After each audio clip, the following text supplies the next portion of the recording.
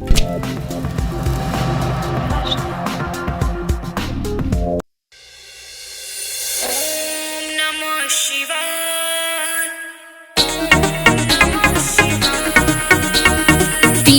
लोक के स्वामी तेरी रटू नाम की माला।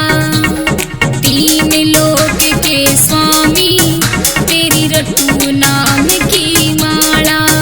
तू सबके संकट काटे से हो,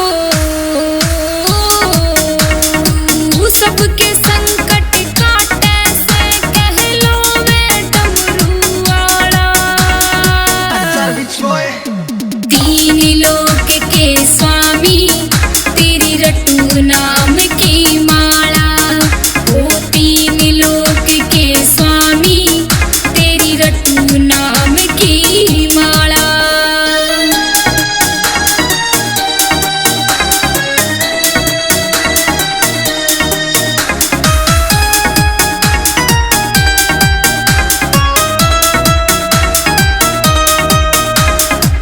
गांजा सुल्फा भांग धतूरा तेरे सब ते खास नसे। ओ शिव शंकर ओ घड़दानी दिल तेरे में राज बसे। गांजा सुल्फा भांग धतूरा तेरे सब ते खास नसे।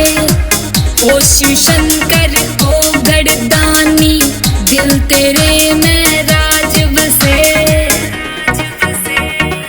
गांजे का धुआं उठे हो,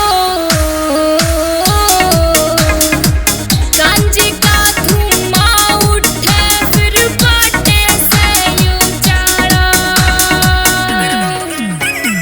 तीन लोक के स्वामी तेरी रटू नाम की माला हो।